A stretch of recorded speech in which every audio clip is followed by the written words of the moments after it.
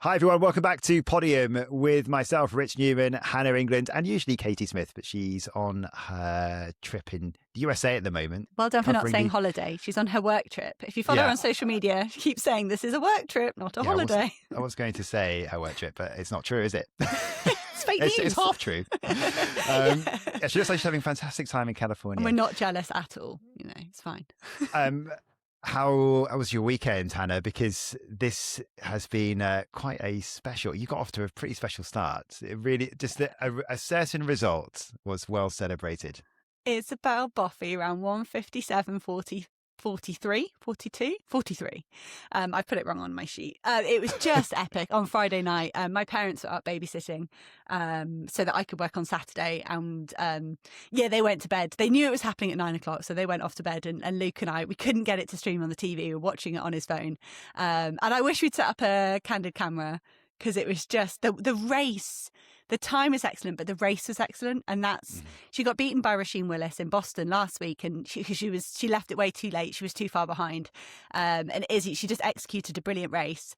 And then we were suddenly like, which line is the finish line? We're not familiar with this track. Like, where is this finish line? And luckily it just came racing up on her. And it just a phenomenal run, 8th fastest all time ever indoors.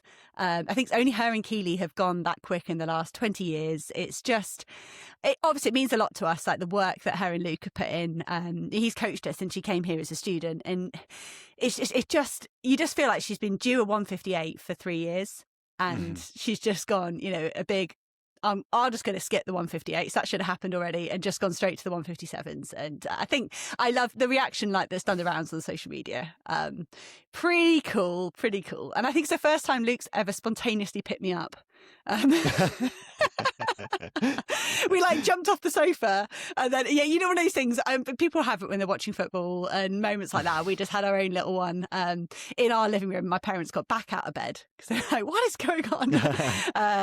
And we've shown it to our daughter a load because she's obsessed with Issy as well. So I don't know how many times it's been watched in our household, but a lot.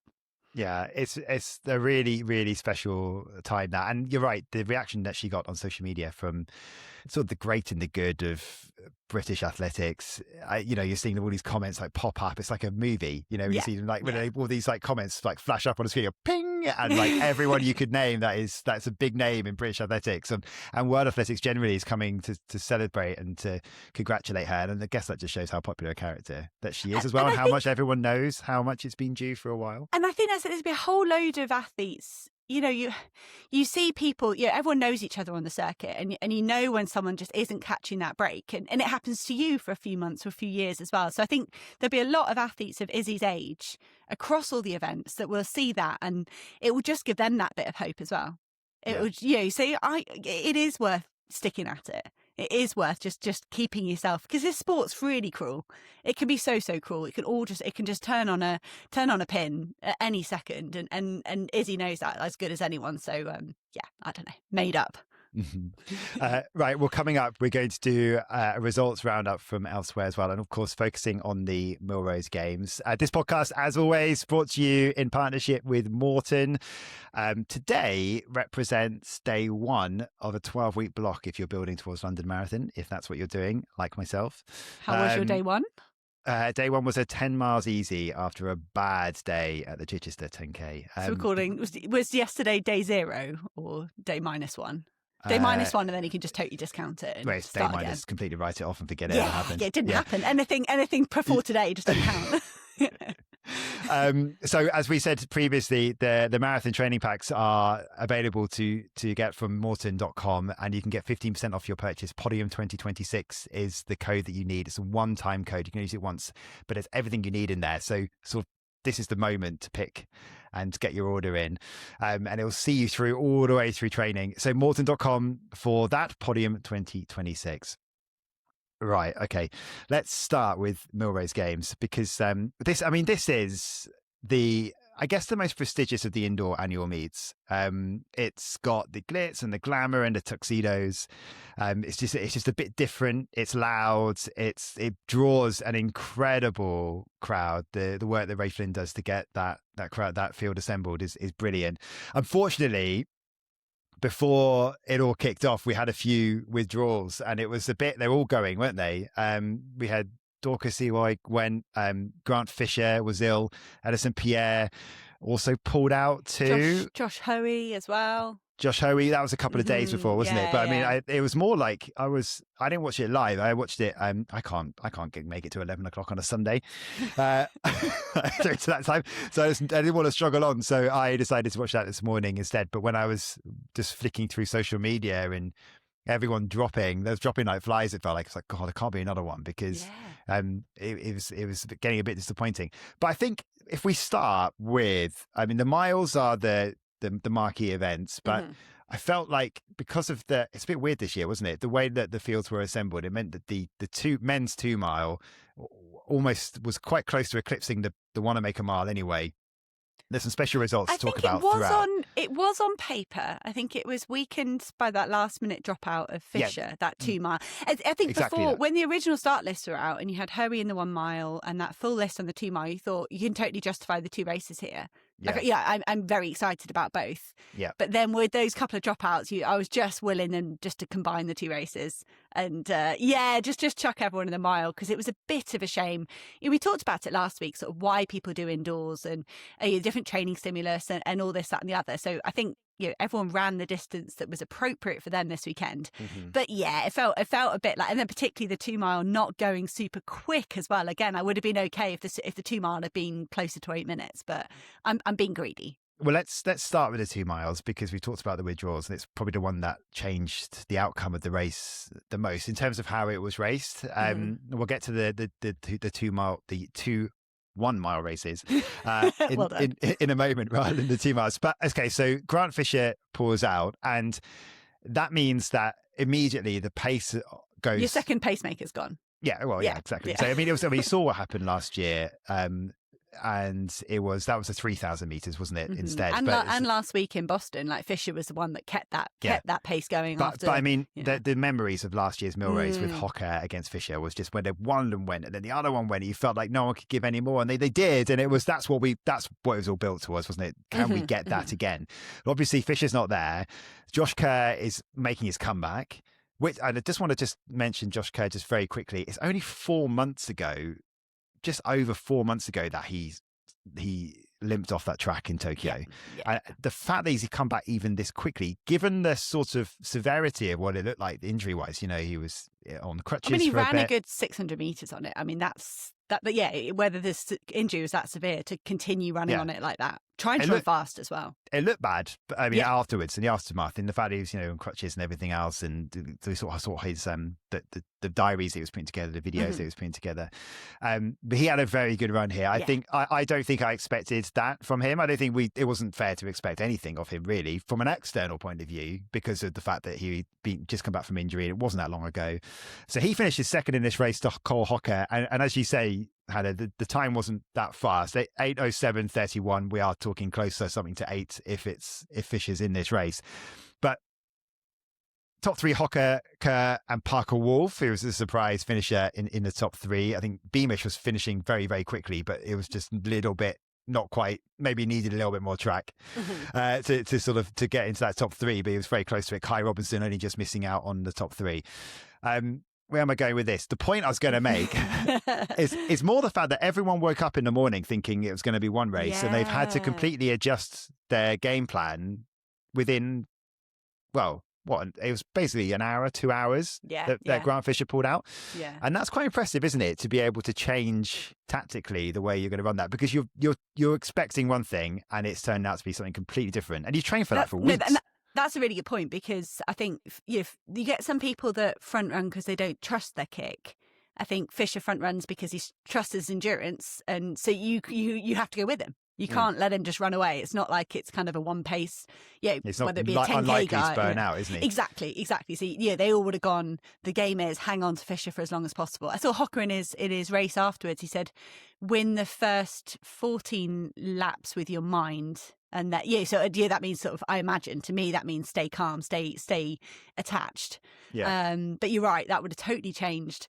And I think I think Josh Kerr was the only one that really sort of made another plan.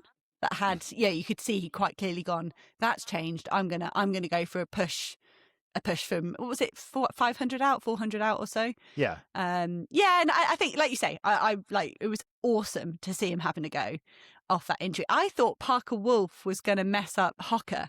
And he went. It was almost like Hocker had to check his stride as well. It looked like he was going to get sort of squeezed out of it. Yeah, because Wolf kind of sort of veers off to the right, doesn't he? Yeah. He actually allows Kerr to come on the inside, which he allows Kerr to do the Hocker. Yeah, no, but that's what I was looking at Hocker with 300 to go, and I was thinking, is he thinking about Tokyo 1500 right now? Because he's stuck on the inside, and he's got to be thinking, like, he has to have made a pact with himself, like, I am not going to hug the rail in 2026 because it's just not worth it. It didn't work, and it cost me a lot in 2025. But he talked to us about it, didn't he? He said he's not someone that is trying to make sure he always hugs the rail. No, that isn't necessarily the plan. But it's almost like he was actively like, nope, can't be there, got to go wide. Yeah.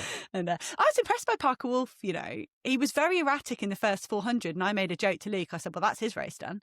Because he was darting all over the place, sort of look like panic moves, trying to move up. So, I was totally wrong there. Luckily, well, now I'm voicing it on air. I didn't say it publicly anywhere.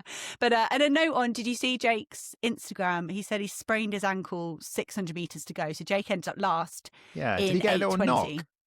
Yeah, it sounds like he got a bit tangled up with 600 to go. And when you look at the way Beamish closed, Robinson, maybe we would have hoped for Jake, if he hadn't had that knock, that he could have punched into that top six. I think but a little bit of an injury there cost him the ability to kind of finish off his indoor season properly. Yeah, hoping that it's nothing too serious. But he was never planning to do World Indoors anyway, was he? No. Any final words on the 2 miles before we move on? I just want to know who out of that lot wants to do World Indoors. That's what I want to know. And what do you reckon? It's so hard to know. Maybe Graham Blanks. I think Graham Blanks might be interested. Josh has done it before. He did it in Glasgow, didn't he? Yeah. I'd like Josh to do it. Just like all of them to do it, truth be told. Yeah, exactly. I mean, only 2 Americans, please, but we talked about it. We've talked about this before, but like, it doesn't. If you have a down year or an off year, whatever you want to call it, if you're an American who doesn't have a big championships coming up, then it doesn't make sense to me why you wouldn't have a go at it. I mean, if you're healthy, you've got to be 100% healthy. Yeah, you've got to be 100% healthy. But I mean, I just think careers are short, and you're retired for a long time. And you're judged by a lot of the time. You're remembered for the medals that you win at the major championships. And the World Indoors, I know it might be looked at as a lesser World Championships than the World Championships outdoors, but it's a world title, it's a world medal. And Beamish really announced himself in Glasgow winning that 1500. Yeah, I just don't see why you wouldn't. It's just, I know there's lots of there's good prize money and the Diamond League and everything else, but no one's going to remember that. Yeah, especially not a casual fan. They're not going to be like, I remember that night in Rome where you won where you set like a world lead, or the second or third fastest time ever. It's just like, if you're setting up for like that, it doesn't seem much point. Yeah, but your bank account might remember the 10 grand and then the time bonus, and then because there's not a lot of bonuses and prize money at World Indoors. It's true, but you can also argue the other way around and say that you're as an athlete, the medals that you've got to your name once you're retired probably opens up more opportunities. Yeah. So that'll help your bank balance later on as well. I'm not saying I would have won a medal by any stretch of the imagination, but I didn't go to World Indoors in 2016, and that would have been my last vest. But I was sort of like, do you regret it? I do. Yeah. You do? Yeah, and I think, I kind of spent, I don't need I'd done a couple of European indoors and I'd done rubbish at both. So I was like, I don't need to reaffirm the fact I'm rubbish at indoor championships. I do. So I'm always quite pro people doing championships if they qualify. Well, I hope you're listening, everyone. Because you don't want to be a washed-up Hannah England in 2040, wishing you'd gone to run. I also do love Poland, so that's my. It's a great base. They do it so well there. They do. That's why it's got the World Indoor Championships. all right, well, that's going to be something that athletes will be changing their plans based on how things are going anyway. So if they feel like based on my big regrets, partly your big regrets, but also also what the coaches are saying, also what the coaches are saying, and also the fact that if they feel like they're a bit of a shoe-in and they weren't planning to go to the World Indoors and they think, actually, this is a great opportunity for me to get onto the podium, then I think, plans can change. Yes. Let's move to the 1 mile then, Mm-hmm. after looking at the 2 miles. So again, there are several athletes here that you're wondering, on both races, you could mix and match them. They can go in either one. It's won by Cam Myers, who is just on a tear at the moment. 3:47.57. He looks amazing. I'll come back to him in a moment. Myers ahead of Yared Nuguse, who didn't quite have the kick at the end to beat Myers. Myers, I don't think he really ever looked in any kind of trouble anyway. And Hobbs Kester, after his amazing performance in New Balance, coming third, just beating Nico Young. And Andrew Coscoran actually was. Well, he kind of pushed this race, I think, a little bit, didn't he? Yeah, he did, with what, about 600 to go? Well, he was the one behind the pacemaker for most of it as well, sort of leading the rest of the field. And I wonder if Coscoran, we know he's done very well. Was it 7:31, 7:32 in Boston? And he's in great 3K shape. So, yeah, perhaps feeling he's got to push it. And Nuguse, traditionally, he's at 3 wins here, and he's led and he's pushed all of those. So I don't know if he was just trying something different, if he was a bit intimidated by Kester's kick, by Myers' kick, and he wanted to kind of be behind and able to chase. But it was fine. Second is still very good from Yared Nuguse. But yeah, it was. I don't know how telling it is that he had different tactics as well. He was on a winning streak, wasn't he? At Millrose? Yeah, that would have been 4. Winning streak? I think that would have been 4 in a row. Yeah. But Cam Myers, who. Again, this time last year we were talking a bit about. There was a lot of talk about Cam Myers. He said he started 2 seasons in a row really strongly indoors. Obviously, he's come on a lot since last year too. I just feel like there's something about him that is very kind of. He's got the X factor, hasn't he?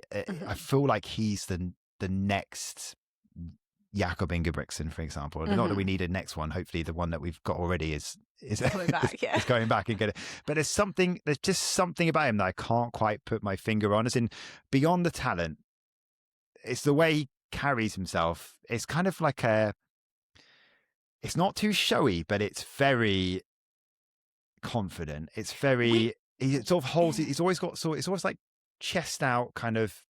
I've got full confidence in my ability here that I'm going to win this race and run fast. We've got a whole cohort of male milers that are full of confidence. And you're right, there's been that long debate about Ingebrigtsen. Is it arrogance? Is it confidence? And you kind of say, well, it's not arrogance if you back it up.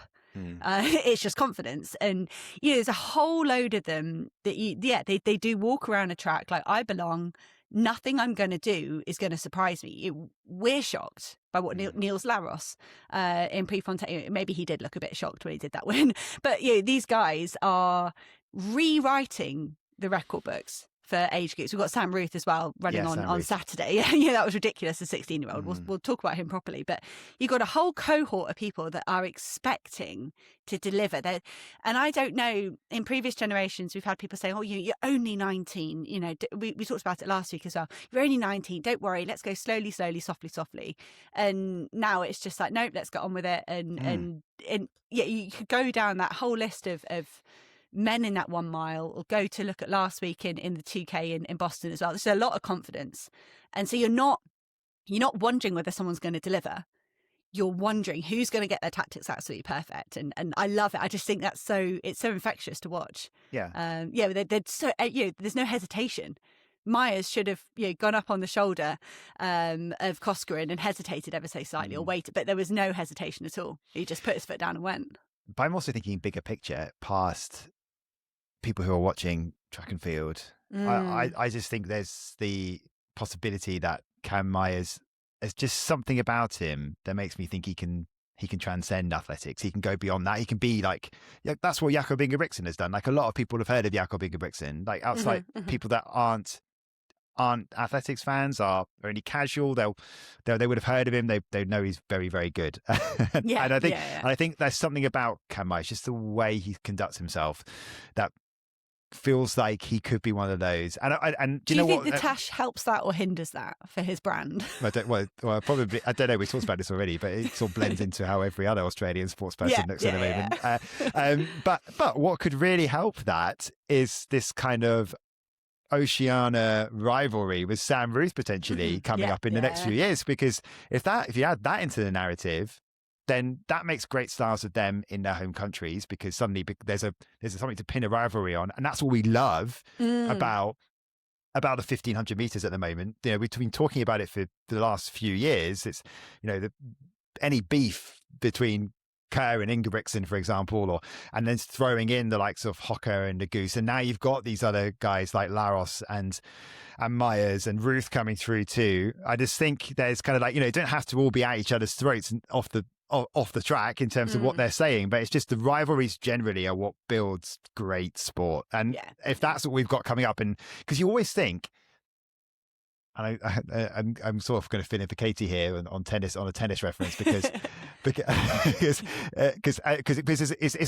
a good comparison sometimes, because it's an individual sport, and we got treated in the men's game, especially where you had like the big three, big four, big five, with Djokovic, Nadal, Federer, and then add in Murray and Wawrinka and lots of Del Potro and people like that, and then you kind of think, well, we're going to miss it when it's gone, and lo and behold, really starting to miss it in the 15 men that we're talking about right now. We're really enjoying this Kerr and Ingebrigtsen, which has got more to run.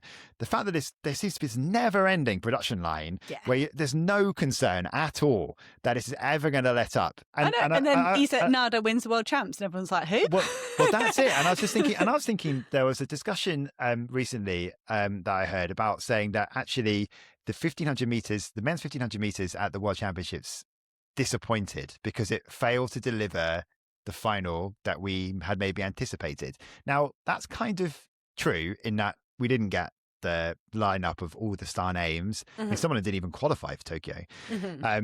Some didn't make the final. Some made the final. Some made the final. Kerr blows up with the injury, and so it doesn't go to plan. But if you go through the entire championship in Tokyo, all the rounds, every single round had drama. That's what you want. You want a stacked field where anything can happen.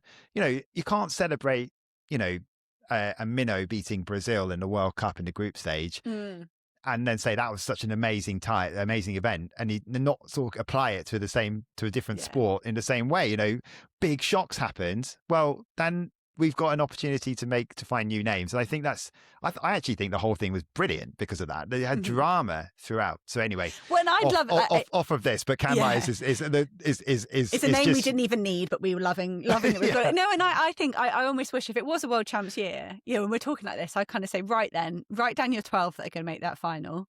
Yeah, God. Commit which are going to be in the top 6, and then let's see how close. Because if you look at global men's 1500 meter running, you can't even pick who's going to make a final right now. There's too many. There are too many good people from across the globe as well, from every continent. So it would be totally pointless in trying to predict who'd make the final in Beijing next year, because there's going to be another 3 17-year-olds we haven't heard of yet. Yeah, and it was quick for Myers, 3:47.57, and so we mentioned him already, but Sam Ruth, he ran 3:48.88. That was on, but that was the night before, wasn't it? Yeah. So that's way faster than Ingebrigtsen, way faster than Myers, Laros, everyone else his age, and he's still 16. Yeah, I think it was Caleb Ndiko is the other person that's been under 350 as a sort of 18-year-old. But yeah, Sam Ruth just absolutely, he's so much younger and faster than the rest of them. Yeah, just whilst we're on this theme about talking about young people coming through, we might as well just mention at this point Cooper Lückenhaus, who ran a world under 20 record in the 600 meters, 1:14.15. Again, just incredibly his last impressive 40, young man. I was always saying to Luke, it's like everyone else was wearing just normal shoes and he had like Velcro on his feet. Like every step he took, he just propelled.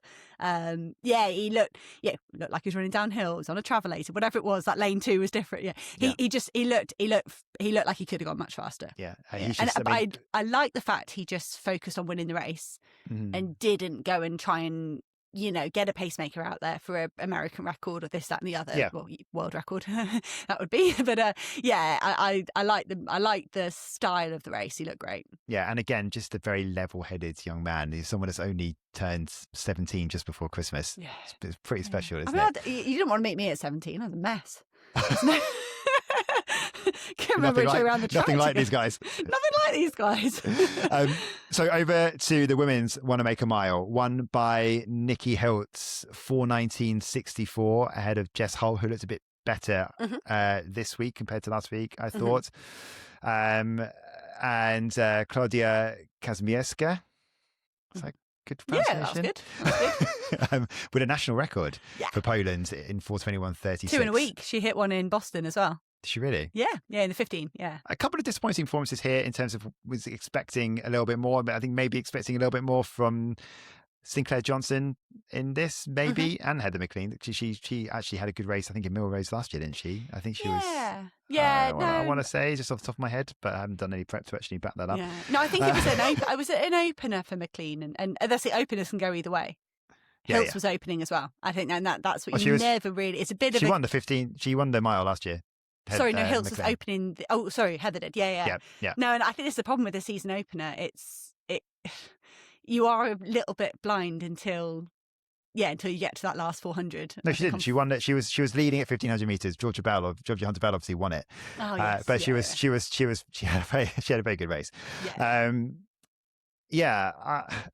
think, but that's really positive for Nikki Hiltz, isn't it? As an opener. Yeah. So Luke and I, because we were watching, and it was quite late. I was like, right, who have you got? And he was saying Sinclair Johnson because of last week, and I was like, no, I'm pretty sure Hiltz beats Johnson, like most of the time, every time. And Hiltz a medalist at the World Indoor Champs. I'd love it if they're going to go to Poland again. It's this whole game of. I know, yeah, it is. I look at these results, and I appreciate it's a race in itself, a brilliantly executed race, but I can't help but wonder, what's coming up. Is it just USA's? Is it USA's and World Champs?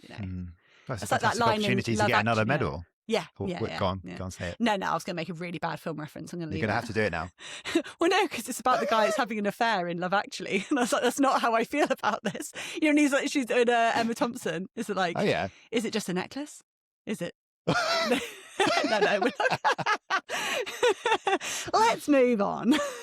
You're going to go back into another room and just put Joni Mitchell on, wondering who's going to make the World Indoor Championships and who's not. That is pretty much how I am right now. How many people do you think, Hannah, at this point have this way better than me, have a preconditioned, we're definitely doing this, we're not definitely doing World Indoors, we're definitely shooting for it, or we're definitely not doing it? And how many would actually,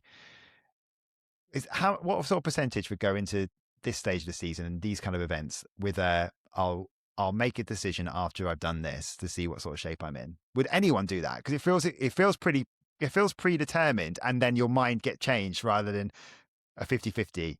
I think you'll have a lot of people that will have been planning to do it and might now change their mind.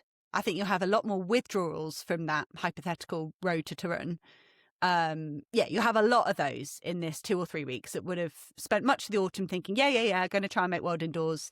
And then perhaps your likes of Heather McLean, unless there's something kind of different that's gone on, she might go, oof, yikes, like that's a bit of a reality check. I need to go back to training. I don't think you'll get many people getting switched into it if they weren't considering it already. And that's the thing when you look at Issy Boffey, what's she going to do now? And Rasheen Willis was saying she isn't interested in World Indoors, but now you're saying US record, she ran a great 600 here as well. Maybe she will change her mind. I think you'll see some of the younger pros get pushed into doing something they weren't considering, but your established, your Hiltzes, your Hulls, your Halls, if we're looking at that women's 1 mile, if they were going to do it, nothing's going to change their mind. If they were in or out, I don't think anything's going to change their mind. Okay, that's my anticipation. That's interesting. It's just maybe just covering other sports as well. It feels like a funny way of approaching things that you wouldn't sort of just see how things go for a bit. And I think that maybe just surely that takes... It's layers of the onion or whatever it is. You've got to be building. I know you can, building. But you can't cheat that. You can theoretically build though, can't you? And then just, work. pull back on like, it. Nah, but it does. And that's the thing. Do you want to go to World Champs half baked? Like, no, but you have. Do you love my food analogies here that don't match up at all? I mean, but that's what I mean about the 50-50 approach. I mean, you could still build. You could still. You wouldn't be half. You wouldn't be half baked. You just put it back. I just think that doesn't. That feels like a funny, because then it takes the pressure off of you.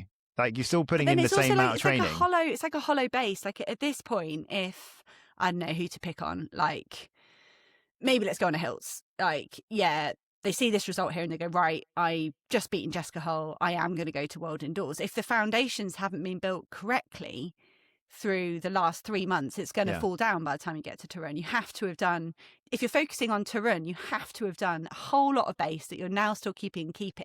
Whereas Hiltz might have gone 2 weeks ago, I'm going to pull the trigger on some speed work to win Millrose. Yeah, but I mean, I'm not doubting that you have to put the base in. But I'm just saying, could you not put the base in without a firm commitment either way? You still, what's the harm in that? Again, it's like, like I was saying about last week, when it's those micro choices you make. So, you need to be really calm to say, even like someone like a Josh Hoey, he would have seen something this week, whether he was perhaps a hamstring strain or something like that, and gone, you've got to have that ability to come out and go bigger picture. Because if you stay emotional and you kind of go, well, no, I've got to defend my title at World Indoor Championships, above anything else, I couldn't possibly miss Millrose.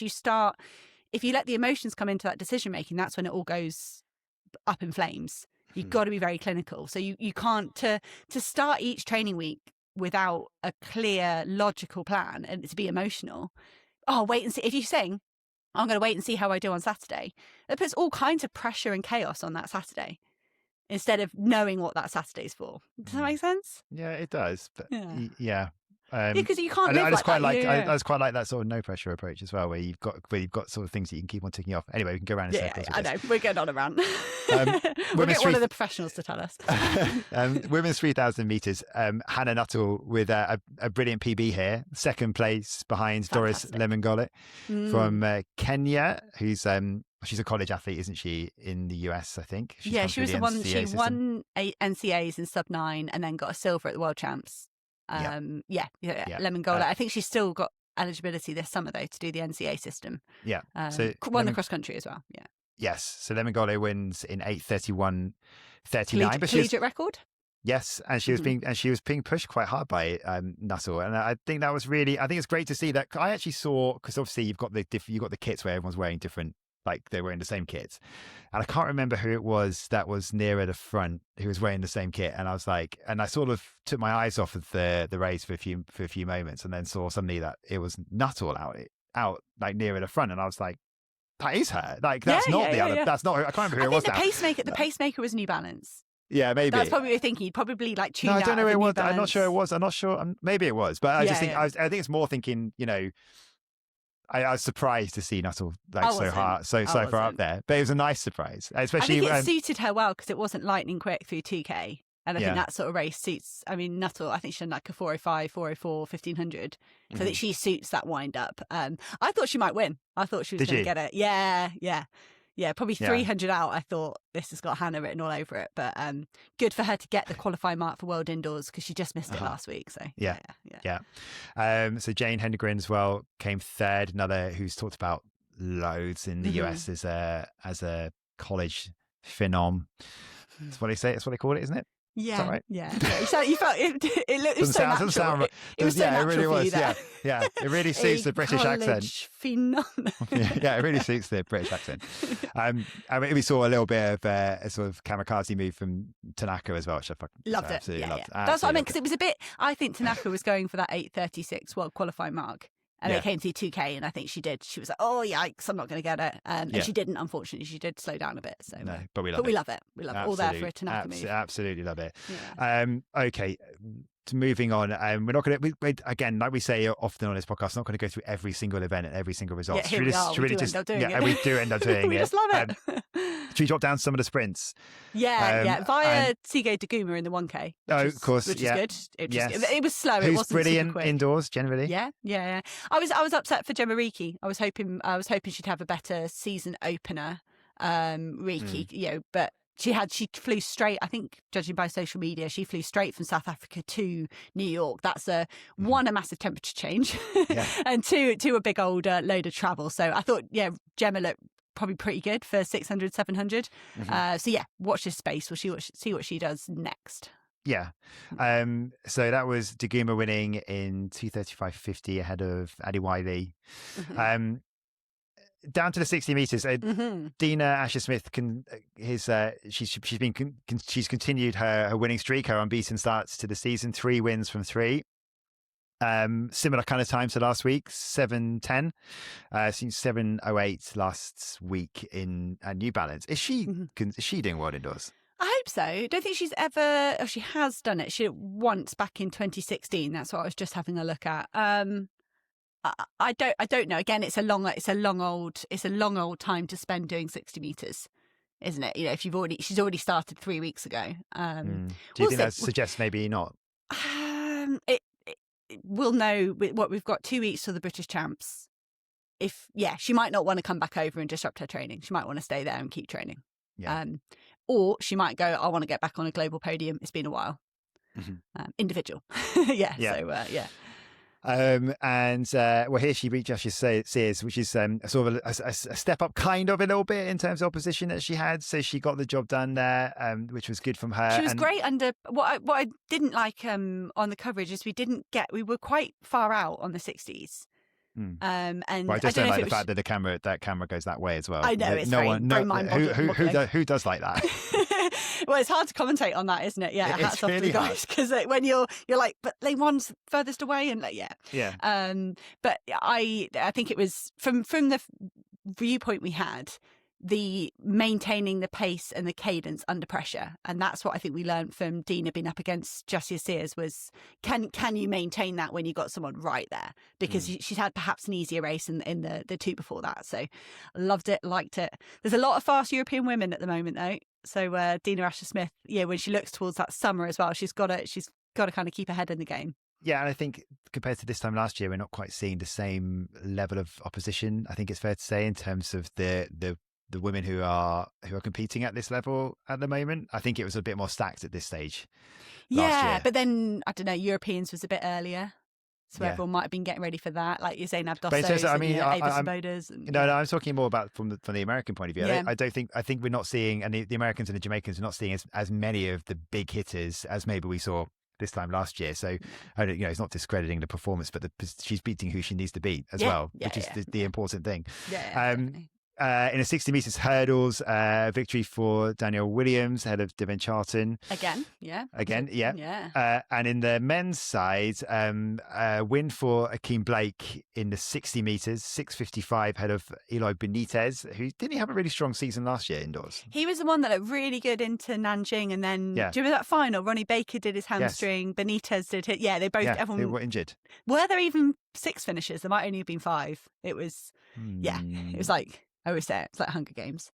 That was one of those. That was a weird race, wasn't it? Yeah, But he looked brilliant in Nanjing. I do remember commentating on him through the rounds. That's a key. So victory for Akeem Blake. Is there anything we're missing that I don't think we are nice really in terms of Cordell Tinch, but he said he's not doing anything else. Whereas Trey Cunningham went faster in somewhere else in America.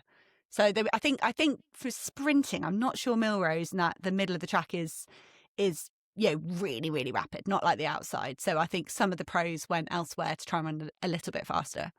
Yeah.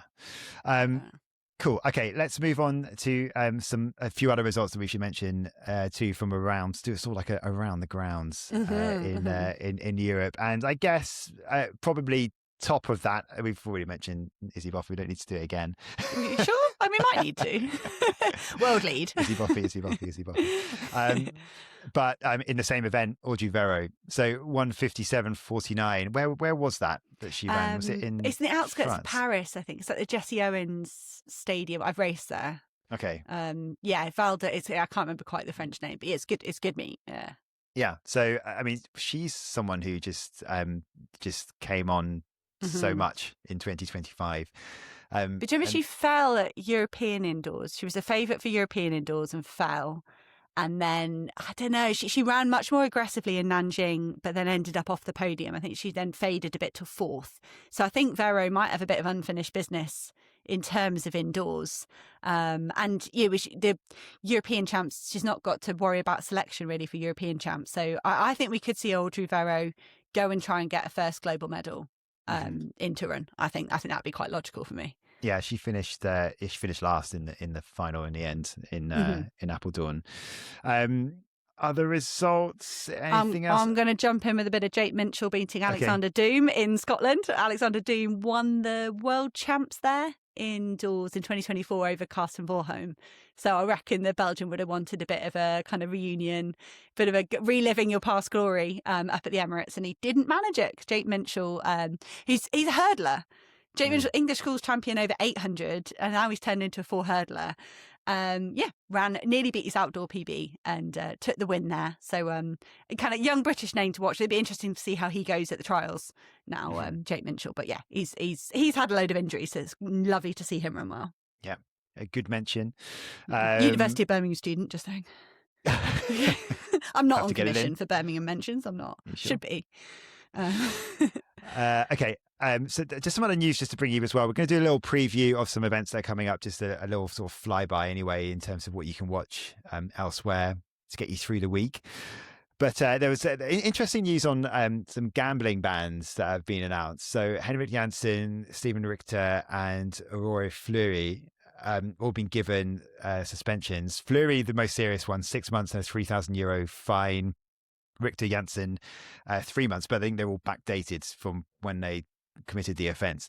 But I mean, athletics has very similar rules to most other sports. You can't bet on your own sport. That's just, it's an absolute no. If you do it, it's going to result in automatic suspension. Is that the same in other sports then? So even if it was a game you've got nothing to do with, it's not your team, it's not your event, it's not like... Yeah, it's there's slightly different rules in different sports as to like whether you can bet on. You definitely can't bet on your own team, obviously. Or on your own event that you're competing in. Sometimes you can. Sometimes there are rules where you can bet on other competitions elsewhere. But I mean, if you look at lots of sports, they're also intertwined in terms of who you might know at different places. You know, you might come to an academy and have someone up from France. I understand that you could influence fair play. You know, if you're bribing a acquaintance to throw a match or throw a race so that you can make loads of money. That's immoral. But I don't really understand why kind of in-depth knowledge. I mean, that's all anyone does when they're betting. That, you know, if a casual punter is going to go and bet on a football match, they're trawling through any news story they can find. You know, maybe they're peeking through the fence at a training ground. They're doing everything they can to get that edge. And the only person insight knowledge like that hates is the betting people, because it ruins their odds. Like I don't really understand why you can't exploit. I mean, I haven't placed bets on athletics, but I sit there, I get all this time looking at intricate details because I'm a geek, and then I'm just thinking, why should I be trying to make money out of this? And the answer, I've always kind of felt in the back of my mind, probably not. I'd probably get scrutinized for this, but I don't really understand why you can't use inside knowledge. Well, because I think it's deeper than that, personally. Okay. So I think if you look at the Football Association rules, for example, in England, that's if we go with the highest profile sport in our country. Yeah. So no player, coach, manager, any staff from any club from the Premier League down to the National League, so that is the top 5 divisions, can bet on anything, any match in the UK, worldwide, nothing. Now, the reason for that partly is that if you think about this point I was just trying to make just now, if you think about, and this kind of applies to training groups as well. Mm-hmm. If you think about the sort of network of how you might know people growing up, and then everyone goes like cast their net wider, and you end up, you could be someone that comes through, I'm going to say I'm in Brighton right now, someone comes through the Brighton Academy, one of them plays, so someone goes on to play for Brighton, someone else might end up playing in Mexico, someone else might play in Australia, someone might play in China, and then France, Belgium, wherever. So you've kind of suddenly got like someone in the camp to potentially influence that decision. So you might say, okay, well, I'm a player of, God, Brighton aren't going to like the fact I'm using them as an example, but like let's say I am fictional Brighton player who wants to bet on What's your number? No. who wants to bet on a Belgian football match, and just happens to be one of my mates plays for one of those teams. Could we if we're a little bit bent in terms of our approach to making money, could we have a chat and say, look, mate, I'm going to bet on you getting a yellow card between 10 and 20 minutes. Yeah.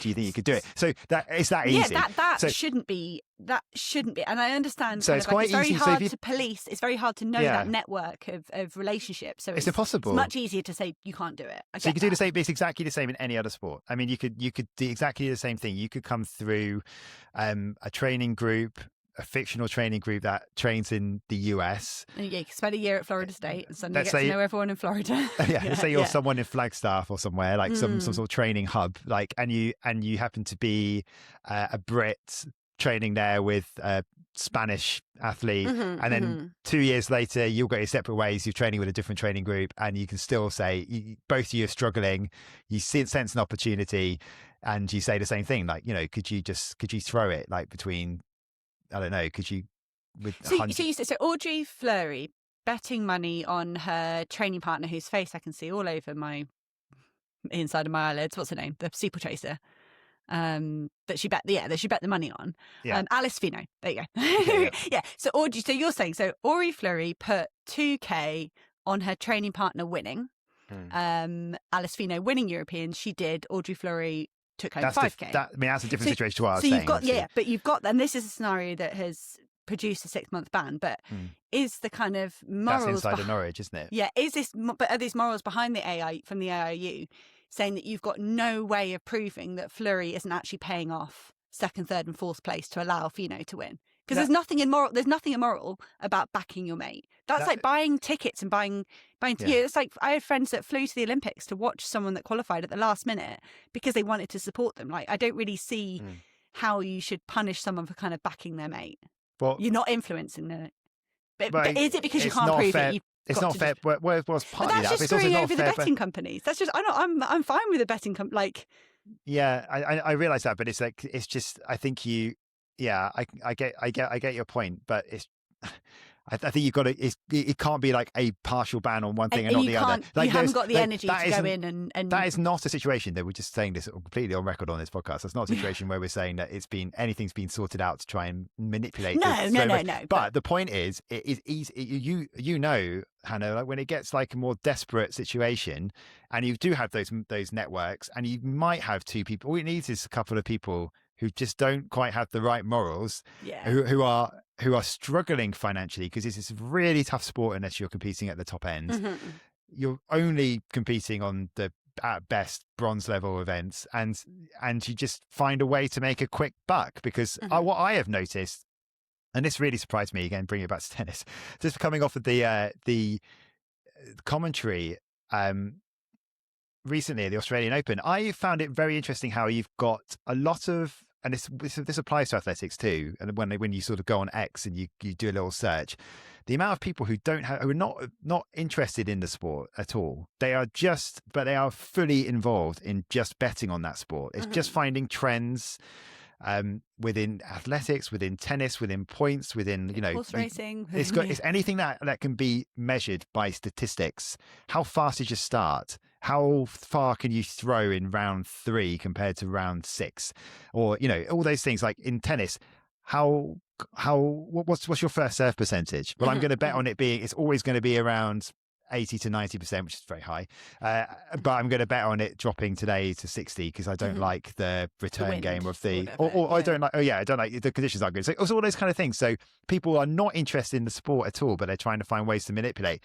All it needs is someone with high enough stakes and high enough money to offer that athlete, a struggling athlete, a big amount of money. To full start. You could do it that way, or you could just do it yourself. I could just say to you, Hannah, like, neither of us are doing very well at the moment. Do you fancy making sure that on the third bend you trip up?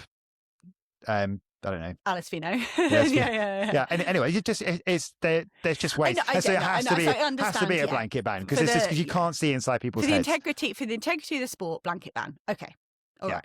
But interesting. I just see. Have you seen people like wanting to do that kind of thing before, like without having to? No. And maybe you could probably get, maybe you can't always bet on all of athletics. It's not like lower league football or whatever, horse racing in Japan, or you can't bet on everything. If you could bet on everything, I do think you potentially would see a bit more of this. There's talk about people would love to bring gambling to kind of some of the smaller meets around Europe.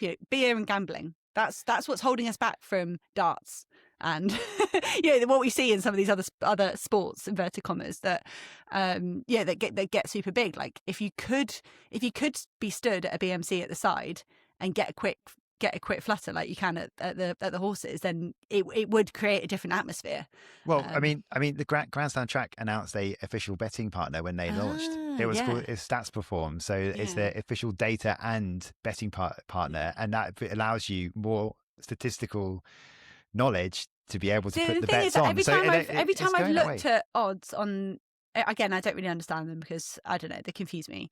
But when someone's explained them to me, I'm like, that's not what my research is telling me at all. Yeah. Like my research so that's where I'm sort of being like, oh, bloody hell, like I should just cut through, they're doing it all on stats when you can't do stats. You can't account for someone's sprint finish, or you can't, I don't know. It's, but if you're in the field, if you're, but then where's the cutoff? Like, I enjoy park runs. I mean, I can't bet on park run. That would be very interesting to take a park run bet. But where's the cutoff then? If we're saying professional athletes can't bet on other professional athletes, what's the threshold? What makes you? You can bet on a different sport. Yeah, but you can't bet on a different event. You can't be an endurance runner betting on the throws. No. So, but what's the cutoff? Is it like you've ever? So to run at European athletics events, you have to do an iRun clean qualification, an anti-doping qualification. So maybe it's like if you've ever run at a European champs or national champs. We need to get someone from the AIU on. Yeah, well, they need to be clear about it because these guys didn't know what they were doing. They didn't know they were breaking the law. I mean, it's and I think also just to wrap this up, I think just from the outside in the UK at the moment, there's a big push to try and get gambling out of professional sport generally in terms of advertisements and stuff like that. And so I think it's from next season in the Premier League, for example, you're not allowed to wear a betting company as your shirt sponsor. And there's something like over half of the clubs at the moment do have a betting sponsor, because a lot of them from like Asian companies who've invested and found it's a really good way of promoting your brand around the world, because the Premier League's the biggest sporting league in the world, and they're not allowed to do it from next year. And what I find, I don't feel like there's any appetite for any kind of betting link up in the UK regarding athletics in any kind of area. I'd say we need one for the family. But I'd say in the US, I think there is a bit more of a push from what I hear. I think there is I think there's a lot more of that could be a bit more fun, a bit way, because you can look at it the other way around. It's fan engagement, isn't it? It's another way of engaging fans. I think because the sport is so easy to bet on. You're not like you're saying, oh yeah, want a yellow card in the 30th minute or a free kick in the 42nd or whatever. It's an easy sport to bet on. Well, of course. I mean, the most popular sport in the world to bet on, probably the one you probably think of straight away, is obviously horse racing, which is it's literally the same principle. Well, and the dogs, people love to go to the dogs and just have a go. Who comes first? That's it. That's it. Yeah. So I think we do need more betting in athletics with fan engagement, and we need some really clear guidelines for the athletes, because I don't think my instinct is these three weren't being sinister. They weren't trying to. They weren't. No, trying I don't to think. sport. I don't think so either. No. Okay, well, that's an interesting debate. I think we. Thank you, Rich. You have explained. Yeah, you've helped me understand. Well, maybe we could have done it off air, but hey, we didn't. Let's just quickly talk about some events that are coming up this week. We get to commentate for the first time together since Tokyo. Yep. On Sunday at the Karlsruhe meeting. So that's on Sunday, but there's other events coming up before then. Yes, so I'm doing the Czech Indoor Gala tomorrow afternoon with Chris Temple. So we're going to be on World Athletics YouTube, 4 till 6 UK time. But it's part of the World Indoor Tour. So it's going to be the third stop in the World Indoor Tour after the two American ones. And I think it's probably the best of the Europeans. I think we didn't see too many of the Europeans over at the American meets, and vice versa. It's only going to be Tuesday. We're not going to see many of the American stars that raced on Sunday. For this meet, but we've got I'd rattle off a few of them. Mark English, Elliot Crestan, Sam Chappell in the men's 800. Izet Nada going in the 3,000 meters, so a bit of over distance work for the world champion over 1,500. Men's long jump, Ozida Saraboyakov, Mattia Falani, Miltiades Tentoglu. Has Tentoglu competed yet this season? I don't know. I don't think so. Falani's the world lead. Yeah, he needs a big year, doesn't he? After Falani is no longer the sort of entertaining guy that might possibly push him. Falani's the indoor-outdoor champion from last year. He's got to turn the momentum a little bit. Tentoglu. He did a very small event in Greece just over a week ago, which he won with 8:25. Okay, all right, it's on then. Yeah. So Falani's still the world lead, I think. Okay, just over that, but. And then women's side, outdoor opener for Amy Hunt. So that'd be cool. She'll be up against Patricia van der Weken, Zainab Dosso and Karolina Manasova. So, when I said European sprinting, when we were talking about Dina Asher-Smith, Manasova is actually the European lead at the moment with 7:04. That's a really good matchup. So, like I said, all the Europeans coming out. So Letalova, Lika Klava in the 400 and Lourdes Manuel, the Czech world junior champion. She struggled with injuries a little bit and kind of not quite capitalised on that world junior title yet, but she's a big headliner for them, for the locals. Prudence Secotiso in the women's 800, the world indoor champion from last year. And then big British interest for me in the women's 1500. Got Ava Lloyd and Erin Wallace, who both train with Georgia Hunter-Bell and Keely Hodgkinson. So they've done their big kind of camp in Potchefstroom all over social media. If you on social media, you won't have missed it. So it'd be fun to see kind of how they're wintering. And I will look at that and then extrapolate out to other members of the group and kind of, I like to do that. I think if people are doing well in a training group, it sometimes translates. And Ines Fitzgerald, that's going to be a 1,500 metre indoor debut, or certainly in a female-only race. So Ines Fitzgerald, that's going to be a short race for her, a 1,500 indoors. And I think all three of them could be in a shot with the world indoor qualifying time. That's 4:06. Okay. So I think, that for a British perspective, really intrigued by that 1,500. And I'm going to fight Chris Temple to make sure I'm commentating on it. Have you not done the split yet? We haven't done the split yet. Yeah, we're meeting a bit later. But so you'll know if Chris Temple's commentating on that, I've lost scissor, paper, stone, and I'm doing something else. Yeah, and it'll be like just this miserable Hannah starting the broadcast. Yeah. I'll be like, welcome to Czech didn't get my way. I'm alongside this lad that he's a good lad. He's fine. And as this before we round it all off, we actually don't know what's going on that much at Karlsruhe yet, because I think it depends a lot on there's not been a bit short on announcements, a few names, but not much. That's something you can also watch on Sunday on the World Athletics channel, another World Indoor Tour Gold event. But Femke Bol elsewhere. Ooh. This is not all eyes somewhere else, because this is the much anticipated 800 meter debut in Metz instead in France. I mean, she must be ready. Yeah, correct level, I think, to start at. Yeah, not too many eyes. Not too many eyes, not too many bodies. I think, they'll kind of cherry pick. Evelina Salberg, her training partner, is running in the Czech Indoor Gala. I wonder if she'll also do Metz. And then I think they might try and control that race somewhat. And because 800 indoors can be very congested. We know Femke Bol's good on the 400 when they're all out of lanes, but it's different being in a pack. Okay, let's give it like a scorecard. What's like a grade C, grade B, grade A for Femke Bol in Metz? What are we talking? Are we talking times? Minimum for me would be win. Like minimum goal. I think this meet. I don't know. I haven't seen the start. She has to go sub. She has to do a sub 2. Okay, to even get on the scorecard, she has to get a. I think would you not be really disappointed if it's anything over 2? I'd say B is sub 2.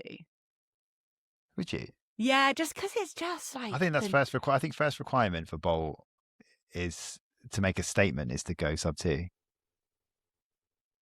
I think it's very hard in your first ever 800. Yeah, it's very hard. But I don't know what she's done. She might have done 700 metres at that. But she's not. We don't judge her at the same kind of level as most athletes, I know, that's why I keep trying to remind myself. I'm comparing her to people that have transferred events because they were failing to punch through to finals. That's my problem.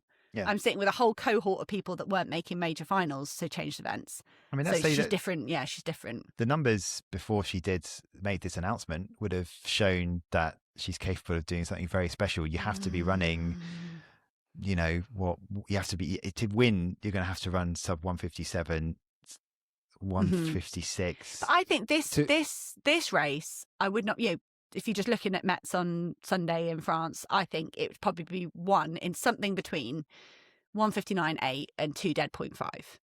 That's what I would expect as a winning time for this meet. You always get outliers, like Audrey Verreaux's just blasting 1:57 in that other French meet. You always get surprises, but I think it's going to take low 2 minutes to win it. Yeah, I think it's obviously difficult. It's sort of like you start thinking about what's a good outdoor time compared to indoor time, I guess, or the other way around. So it's kind of more, obviously you have to sort of take a couple of seconds off of what is a really good time outdoors. So I don't know. So my mentality is so focused on other people I've seen do this who are not as good as Swim Cabal, and I can't I'm then just in the abyss of like unknown. I'm then just like can't compute. Like I have no reference point. I'm like, ugh, and I have to have statistical reference points. Well, look, we will be back on. Are you not going to Monday. commit? Come on then. All right, go on. What's good? Yeah, well, I know I'm going to say something like she's going to prove me wrong and run like 1:56 or something, and then it'll be like. You want me to commit what she will do? Yeah. Oh right. I think she'll run 1:58 something. Okay. For a win. I think she'll go low 2 minutes for a win. And I think that'd be freaking good. Okay. Well, we've obviously got different expectations. I know. We'll see. We shall see. World record, probably. And she'll still make it look easy, whatever happens. Yeah. She'll look like she's jogging. I've probably seen her fade about 3 times in her life. So why am I thinking it's going to happen why am I expecting it when it never happens? Don't know. Because it's something we've never seen. It's because I don't want to get my hopes up and have them like dashed. That's what it is. I'd rather be like pleasantly surprised than disappointed. Well, I'm sure you'll be following it over the weekend, and we will be analysing it next Monday. So do tune in then. If you haven't subscribed or followed this podcast and you may be new to it, hopefully we've done enough to convince you that it's worth pressing that button, and leave us a review if you can as well, because it really helps us in terms of visibility and getting more big names on this podcast, which is great for us. Thanks as always to Morten. We'll be back with one of our guest interviews later this week and with our next roundup this time next week.